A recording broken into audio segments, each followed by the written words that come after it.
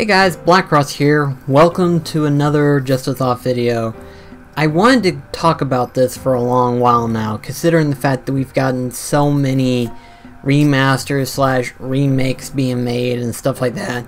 I mean, you got the fact that technically Final Fantasy VII Remake's on the way, and then of course you've got Metal Wolf Chaos XD coming, which is basically a remaster from an Xbox game that's being put on PS4 and Xbox One. You also have the fact that technically Destroy All Humans is a quote-unquote remake. Not sure how far of a remake it is compared to the original. But then we also have SpongeBob Battle for Bikini Bottom Rehydrated being remastered, remake, however way you want to word that one. So needless to say, we're getting quite a bit of games these next couple of years being remake slash remastered, you know. And I thought about it for a while, and I was like, you know what? I have a pretty good lineup of games that would be perfect to go ahead and be remastered for current gen consoles and stuff of that nature. Now, of course, naturally speaking, I'm sure a lot of people are going to be like, are there any rules in particularly that we're going to be putting on this particular list? And the thing is, no. There's no real rules that's going to be applied. All of these games that I'm mentioning have their own legitimate reasons per se, in particular, whether it's because of any particular reason, whether it's the number of years it has been, whether it's because of the rarity of the game, particularly in some of these cases, and then some that are like, you know, no particular reason whatsoever. It'd be a pretty cool idea to see them get remastered onto current gen hardware and stuff like that. Now, of course, that being said, that means that anything that could be remastered for PS4, Xbox One, Nintendo Switch, or if you want to be more precise, PS5 and Xbox Scarlet, for that matter.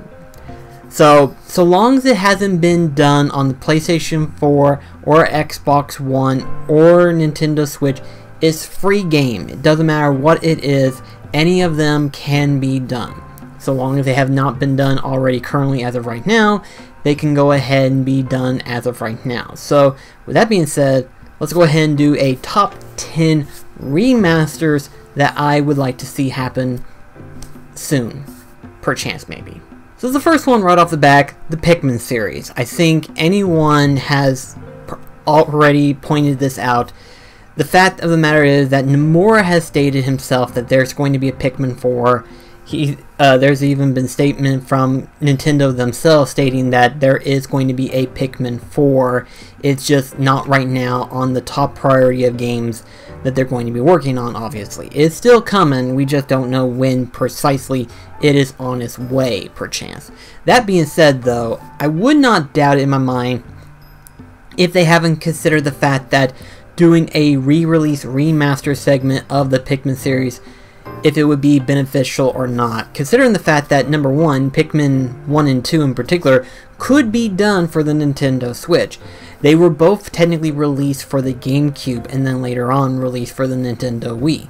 So I wouldn't doubt in my mind that Pikmin 1 and 2 would see a remaster release for the Nintendo Switch. Now, as for Pikmin 3, on the other hand, that's a different story entirely, you know.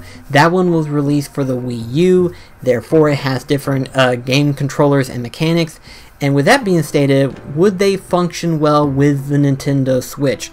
I think the question is, how far in terms of the HD Rumble Joy-Cons could it work for Pikmin's case?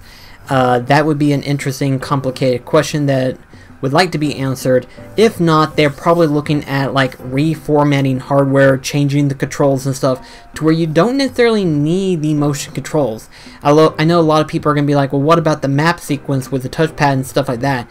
That one can easily be bypassed technically, because if you're using the touchpad, technically you can easily remod that to where you can look at it through the main screen itself. It doesn't necessarily have to have a double screen effect. It's a nice thing to see, but it's not necessarily mandatory. It could easily be refixated.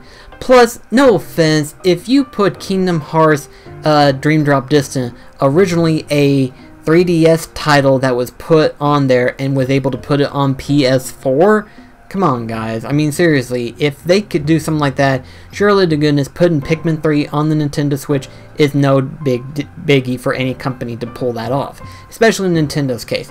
They may have not done that yet, but they will surely think about it if they are able to do that. Shin Megami Tensei Nocturne. Now, in particular, why did I pick Nocturne compared to all of the other ones? Well, in Persona's case, I think Persona 5 is already been reworking right now as we speak. Persona 4 and 3, I mean, it could, but maybe not, depends. And then, of course, you have Digital Deva Saga as well as Devil Summoner. Those particular games in particular could also work, but Shin Megami Tensei Nocturne, a couple, I say about a year ago, I think, at this rate right now, was rumored to where the original developer who did Nocturne was considering a remaster / remake of Nocturne. Now, as to like how far that has gone, it hasn't really progressed any further since that initial rumor, but supposedly it could happen, and I would actually like to see that actually happen to be released for current gen console. Whether or not it could be released for the Switch or Xbox One, sincerely doubt it, but it would be nice to see it get a remaster of some kind, particularly if they are able to remaster it to where you can choose between the Dante version versus the Devil Summoner version. Now, for those that don't know, in the American state of Nocturne's case, we did get it, but with Dante. And as far as I know, in Japan only, they've gotten the main character from Devil Summoner to appear in that version. So it'd be nice to actually have the option to choose between the two. Obviously, there's no big difference in terms of story, much less in terms of combat, just the character difference aside. And if they were able to, thus the ideal preference of remake, able to put both characters into the same format of file, they show up in different locations in general, that would be pretty interesting to see happen too. So definitely Nocturne would be a nice game to see. Pokemon Colosseum and or XD, particularly both if possible. I can't stress this enough. In terms of Pokemon games, Colosseum and XD are both my favorite Pokemon game, particularly since they were both released for the GameCube, and they were both actual RPG gameplay story Pokemon games. You know, they're not just your normal, hey, gotta catch 'em all Pokemon type thing. They're not just the, oh, collect 8 gym badges and then beat the Elite Four. No, these two had a genuine story attached to them, involving dark Pokemon. And it's an actual interesting series, and in fact, I highly recommend you check it out if you ever get a chance to.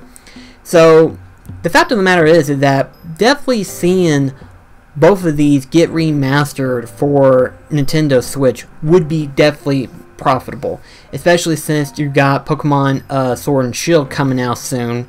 So I wouldn't doubt in my mind if they wouldn't go ahead and work on the HD release versions of Colosseum as well as XD. That'd be very nice to see eventually happen soon. So we'll see what happens then. Rad or Robot Atomic Drive. Now, why this game in particular? Well, this one was originally released on the PlayStation 2, so there's one reason. Another reason is the fact that it has increased in price at a stupidly level. We're talking like over 100, probably closer to 200 at this current rate in time. And it's an interesting game, truly it is. Basically what it is that you play as any particular character that has the ability to pilot a robot to fight these giant monsters and stuff like that. And the interesting part, and this is the quirky mechanic itself, you're actually controlling the robot but in a different perspective. So in other words, your character is moving in this map, and based on your location, that's the angle you're going to be looking at where the robot itself is being piloted. You know, you're controlling this through like a radio transmitter watch or something like that, and you're controlling the robot from that particular view aspect. So in other words, your range of vision helps in terms of how you combat against these different, in particular, monsters. And it's an interesting game, in my personal opinion. Not worth the $100 or $200 price range, which is insane, is ridiculous, is stupid. But to see an HD remaster of this game being released on current console would be a nice touch to actually see happen. As to when, who's to say, really? I mean, heck, we've gotten so many other retro titles being remastered as we speak, so I wouldn't doubt in my mind if Robot Atomic Drive would be the next one on his list as well. Blood would tell. I don't have to tell you why I want this remastered. I definitely love how this game is. I love fighting all these different bosses and stuff. And so to see it being remastered for current hardware would be a plus in my personal opinion. The game currently sells for right now anywhere between 180 plus, which is insane. So again, much like the last game, this one also suffers the fact that it's a rare game to find, much less pricey for that matter. So to see a remaster would definitely sell really well, I think. And really, in all honesty, it's just a fun game to get into, really it is. Especially whenever you're a fan of fighting mass number of bosses, and this game has it. Over 48 to be precise, you know, so definitely well worth it in my personal opinion. If not this, then maybe another option, but I would definitely love to see Final Fantasy VII Crisis Core being remastered. Now, I know a lot of people are going to be surprised to hear this phrase, especially considering the fact that we have Final Fantasy VII Remake being in the mix right now, and according to a lot of people, according to the development and everything, they say that all of these side stories of Final Fantasy VII do not count towards the main remake itself. And even if that's the case, Crisis Core, you cannot argue, is one of the best Final Fantasy sequel/prequel story that has ever come out, and it is the favorite when it comes to PSP titles. Crisis Core is really a good game, and since it's been released on the PSP, it's never really had like a revision of it being released and stuff like that. And I know some people are like, well, why would you re-release a PSP game and stuff like that? Because it's been done before in the past. There's been a number of games technically that was put on the PSP that have been recently remastered, even for that matter PS Vita for that matter, whenever you have to argue about it. So to have Crisis Core would be pretty good to see in my personal opinion. Another PSP title that I would like to see, Dissidia Duodecimum Final Fantasy. Now technically in the PSP case, there were two Dissidia games that was released. There was the original Dissidia Final Fantasy, and then there was Dissidia Duodecimum Final Fantasy. Now, why did I particularly pick Duodecimum versus Dissidia? Well, the funny thing is that Dissidia Duodecimum actually includes not just the prequel new segment of the game itself, but also includes Dissidia, the original Dissidia part as well. In other words, you don't necessarily have to have the main Dissidia game in order to play the original story aspects or the original characters. They are all in the next segment of Duodecimum. So in other words, you get to play not only the main 10 Warriors of Light and the main 10 Warrior of Chaos, but you also get to play with the other characters as well, such as Kain, Tifa, Yuna, I'm trying to remember all of the other characters as well. But with that being said as well, they also segment into different format when it comes to the overall map scale.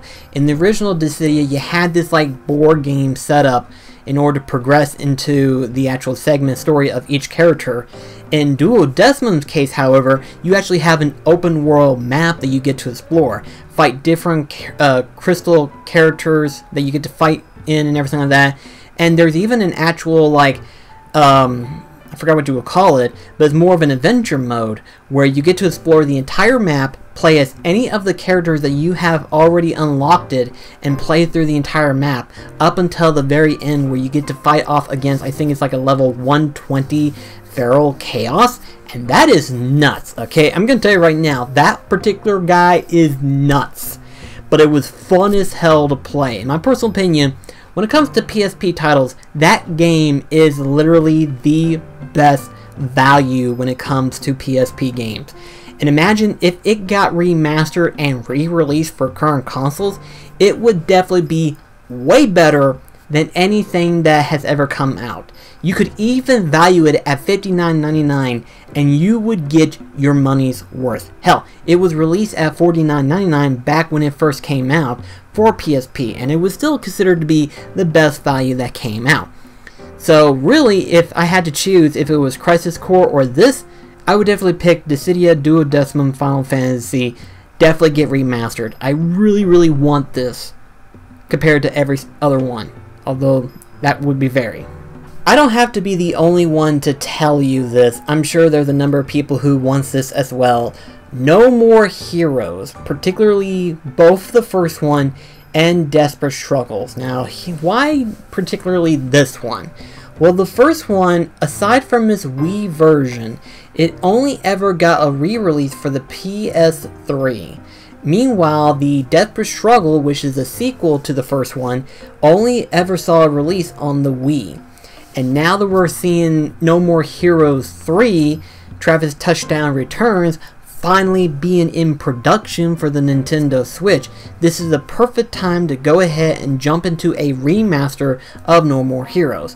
Whether or not we're going to see it, it all depends. But personally, in my personal opinion, if you want to introduce the third segment of the series, definitely get the first and second one added on into it ASAP. This is going to be weird on a number of levels, and I understand people are confused, but in my personal opinion, I want to see a remaster, re-release version of DayZ's Human Revolution. Now, why Human Revolution whenever it was released for the PlayStation 3? Because there's been a number of things actually done to it since then. Other than having its main game release as well as DLC, you also have an alternate version that was released for PS3 as well as technically the Wii U. So in other words, to see this actually get released further with its director's cut would be a nice remaster to see actually happen. Now, what's the difference between the original versus the director's cut, you say? Well, there's actually a number of changes, aside from the fact that you have, depending on if you got a PS Vita or if you have it for the Wii U with that separate screen. The reality is that there's been a number of changes in terms of the main game itself. For example, there was a lot of people complaining about how the bosses don't include like a stealth mode version of the battle. You're always having to fight head on. Well, in the director's cut, they decided to add in a segment where if you had particular upgrades or hacking skills and stuff, you could actually beat the boss using other alternatives aside from just normally gun shooting and stuff like that.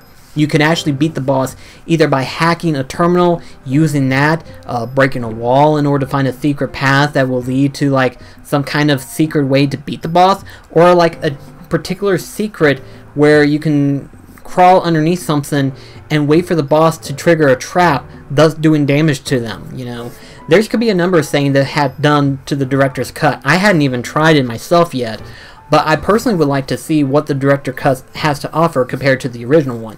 And personally, DayZ's Human Revolution is one of my favorite games out of the series. Mankind Divided is alright, but Human Revolution was by far a great game. Maybe I might hop back into Mankind Divided someday, but definitely would jump into Human Revolution preferably. I definitely enjoyed that one, and so to see it get remastered for current consoles, especially with PS5 and Xbox Scarlet coming out, it would definitely work. It would be a nice rendition to have. Now, this is going to confuse a lot of people, and I don't know why this one has not been talked about. It really sucks. But Jak and Dexter Lost Frontier. Now, when it comes to Jak and Dexter games, so far on the PlayStation 4, we've had remasters of the original one, the second, the third one, and surprisingly, Jak X, which is weird. Now, technically, though, they're available digitally. But when you look at it from the PlayStation 3 side, only Jak and Dexter 2 and 3 had only been available for the HD collection, and nothing else had been added onto it. Now, record, Jak and Dexter The Lost Frontier was the last Jak and Dexter entry that we have gotten since then. You know, you have Jak and Dexter, you have Jak 2, Dexter, which was a release for the PSP, you have Jak 3, Jak X, And finally, Jak and Dexter Lost Frontier. Now, Lost Frontier was available for both the PSP as well as PS2, so you can kind of see where this is going. This was the last entry. This was basically the last flagship for Jak and Dexter fans, and unfortunately, the only thing we've gotten since then was the HD re-releases. So the fact that Jak X, which had been the recent HD release that they have gotten, is a surprise not to see Jak and Dexter Lost Frontier. Now, why Lost Frontier, you ask? Well, number one is that it has a new segment when it comes to combat, or the gameplay particularly, and that's the fact that you have airships. Now, airships don't play a heavy part in the game, but I personally liked it, actually. It was actually one of my personal favorites. I know some people may not have agreed on that one, but I actually liked it. It had this feel of Star Fox, if you will. It was very nice. The good Star Fox, mind you. The N64 version. Let's be specific on that one. And then, of course, the combat, when you get into the main combat gameplay and stuff like that, it was really, really good. I thought that, you know, it was square on with Jak 2 as well as Jak 3. I think one of the reasons why no one talks about it is, much like Dexter, it's a very short game. You can easily beat it in like a good couple hours or so. So it's not like a very elongated game like Jak 2 or 3 is, you know, where you got like different missions and stuff like that. It can be easily done. So maybe that's why, who knows really, but personally I want to see it get an HD re-release per chance. So those are all the remasters that I've actually wanted to label in for it being remasters, obviously. I actually do plan on doing an actual separate list of remakes, you know, being built from the ground up remakes. I want to see that. But that's going to be a separate video entirely. These are just remasters in particular. You guys out there watching this video, let me know in the comments below, what games do you want to see get remastered? I know there's a bunch of you out there who have a good list of games that you want to see get remastered. Heck, we've got people commenting hashtag remaster 1000 Year Door, which is Paper Mario. So, hell, if enough people talk about what games they want to see get remastered, maybe these developers will actually get off their butts and actually start working on these things, you know? These are just, after all, remasters. They're not remakes, they're remastered. But then again, the developer or the development team might suggest, hey, would you prefer a remake versus a remaster, you know? And I'm sure some people will be like, yeah, a remake would be nice, you know? So, who's to say, really? But anyway, though, guys, thank you so much for watching. Let me know in the comments below what you think, and I shall see you in the next video. Take care, guys.